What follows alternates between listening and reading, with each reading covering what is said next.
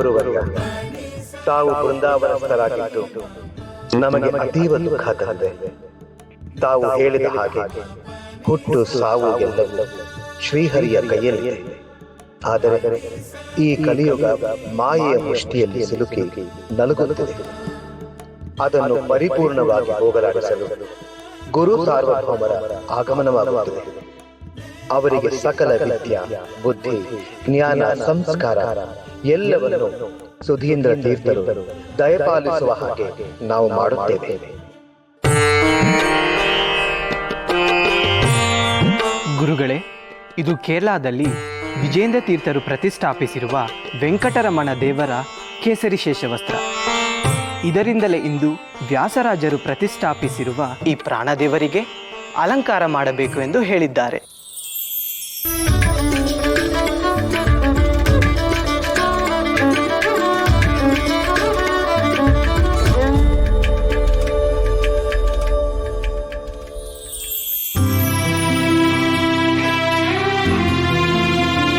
ಸುರೇಂದ್ರ ಗುರುಗಳು ನಾನು ಮಠದಲ್ಲಿದ್ದಾಗ ನನ್ನ ತಾಯಿ ಹಾಗೆ ನೋಡ್ಕೊಳ್ತಿದ್ರು. ನಾನು ಹಸು ಇಲ್ಲ ಅಂತಂದ್ರು ಬಲವಂತ ಮಾಡಿ ಊಟ ಮಾಡಿಸಿದ್ರು. ಸುರೇಂದ್ರ ಗುರುಗಳು ಬೃಂದಾವನಸ್ಥರಾಗಿರೋದು ನನಗಂತೂ ಅರ್ಗಿಸ್ಕೊಳ್ಳೋಕೆ ಆಗ್ತಿಲ್ಲ. ಸಮಾಧಾನ ಮಾಡ್ಕೊಳ್ಳಿ, ಅವರ ಆಶೀರ್ವಾದ ನಮ್ಮ ಮೇಲೆ ಸದಾ ಇರುತ್ತೆ. ಖಂಡಿತ ಗೋಪಿ. ಹಾ, ಈಗ ಸುರೇಂದ್ರ ಗುರುಗಳ ಸ್ಥಾನದಲ್ಲಿ ವಿಜೇಂದ್ರ ಗುರುಗಳಿರ್ತಾರೆ, ವಿಜೇಂದ್ರ ಗುರುಗಳ ಸ್ಥಾನದಲ್ಲಿ ಸುಧೀಂದ್ರ ಗುರುಗಳಿರ್ತಾರೆ. ಹಾಗಾದ್ರೆ ನಾಳೆನೇ ಹೋಗಿ ಅವ್ರ ಹತ್ರ ಆಶೀರ್ವಾದ ತಗೊಂಡ್ ಬರೋಣವಾ? ಖಂಡಿತ ಗೋಪಿ.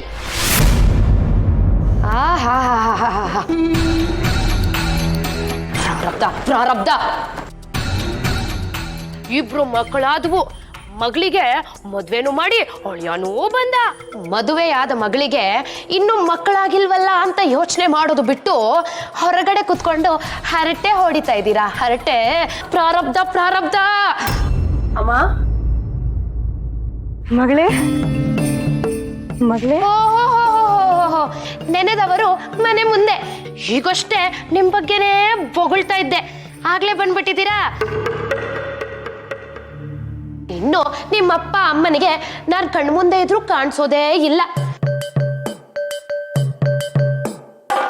ಹೇಗೂ ಬಂದಿದ್ದೀರಾ, ಬನ್ನಿ ಒಳಗ್ ಬಂದು ಕುಕ್ಕರ್ ಬಡಿ ಬಾ. ಅಮ್ಮ ಚೆನ್ನಾಗಿದ್ಯಾ? ನಾನು ಚೆನ್ನಾಗಿದ್ದೀನಿ ಮಗಳೇ, ನೀನು? ಚೆನ್ನಾಗಿದ್ದೀನಿ. ಗುರುರಾಜ, ಅಮ್ಮ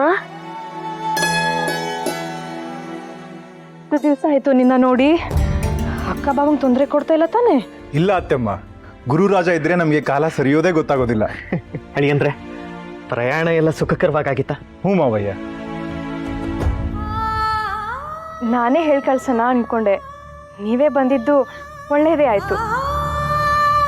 ನಾಳೆ ರಾಮನವಮಿ, ವಿಜೇಂದ್ರ ಗುರುಗಳ ಹತ್ರ ಹೋಗಿ ಆಶೀರ್ವಾದ ತಗೊಂಡ್ ಬರೋಣ. ನಿಮ್ಮಿಬ್ಬರಿಗೂ ಆದಷ್ಟು ಬೇಗ ಮಕ್ಕಳಾಗ್ಲಿ ಅಂತ. ಆಯ್ತಮ್ಮ. ಸರಿ, ಪ್ರಯಾಣ ಮಾಡಿ ಸುಸ್ತಾಗಿರ್ತೀರಾ, ನಡೀರಿ ಒಳಗೆ. ಬನ್ನಿ. ಬಾ ಗುರುರಾಜ.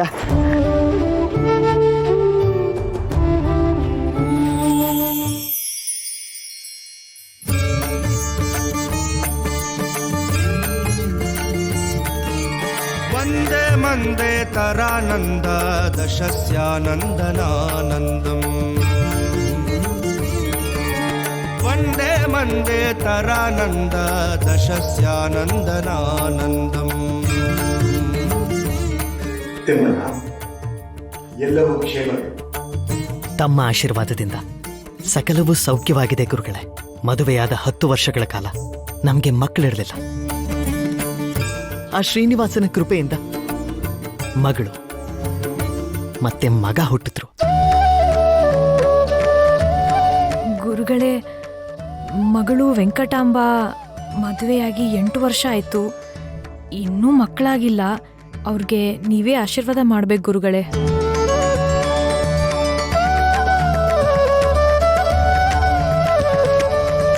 ಶ್ರೀಹರಿ,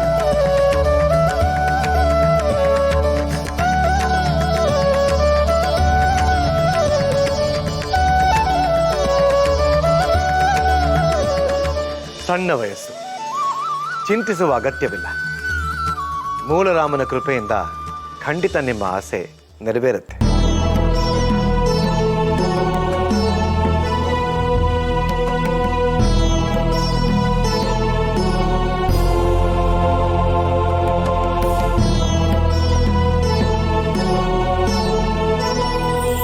ಪುತ್ರ ಸಂತಾನ ಪ್ರಾಪ್ತಿರಸ್ತು.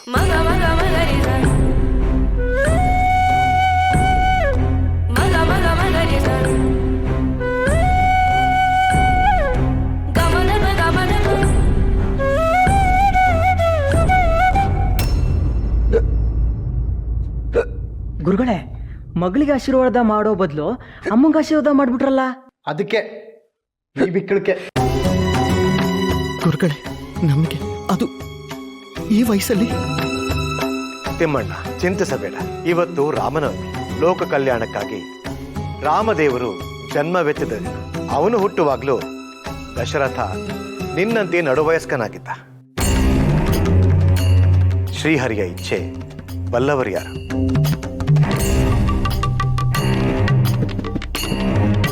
ಗುರುಗಳೇ, ಮಕ್ಕಳಿಗಾಗಿ ಹಂಬಲಿಸ್ಕೊಂಡ್ ನನ್ನ ಮಗಳು ಅಳಿಯನಿಗೆ ಆಶೀರ್ವಾದ ಮಾಡೋ ಬದಲು ನಮಗ್ ಮಕ್ಕಳಾಗ್ಲಿ ಅಂತ ಆಶೀರ್ವಾದ ಮಾಡ್ತಿದ್ದೀರಾ? ನನಗೇನು ಅರ್ಥ ಆಗ್ತಿಲ್ಲ.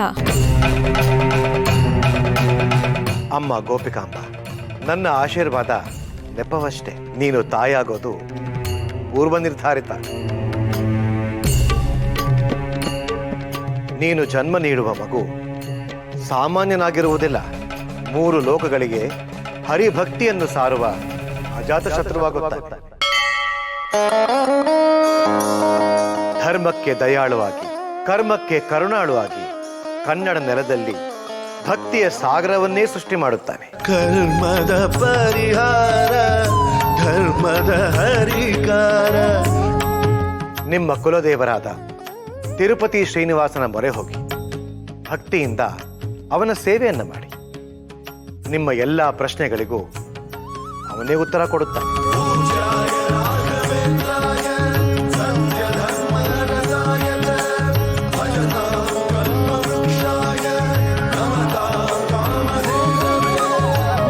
ಶ್ರೀಹರಿ ನೀನಲ್ಲದೆ ರಾಘವೇಂದ್ರಾಯ.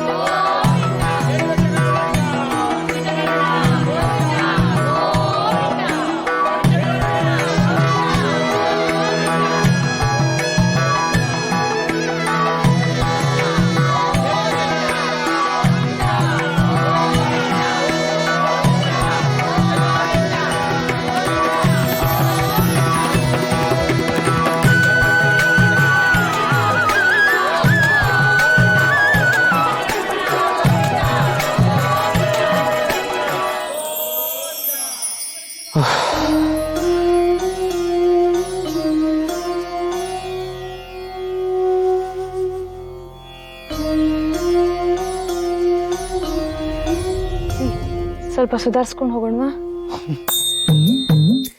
ಗೋಪಿ, ವಯಸ್ಸಾಯ್ತು ನಿನಗೆ. ಉತ್ಸಪ್ಪ ಅನ್ನೋರ್ಗೆ ವಯಸ್ಸೇ ಆಗಿಲ್ವೋ ಏನೋ? ಅದು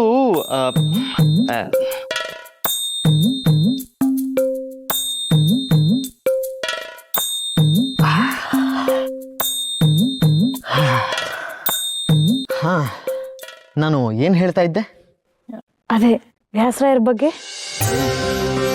ಮಾಯೆಯ ಪ್ರಭಾವದಿಂದ ಶ್ರೀನಿವಾಸ ದೇವರಿಗೆ ಎಷ್ಟೋ ವರ್ಷಗಳಿಂದ ದಿಗ್ಬಂಧನವಾಗಿತ್ತಂತೆ.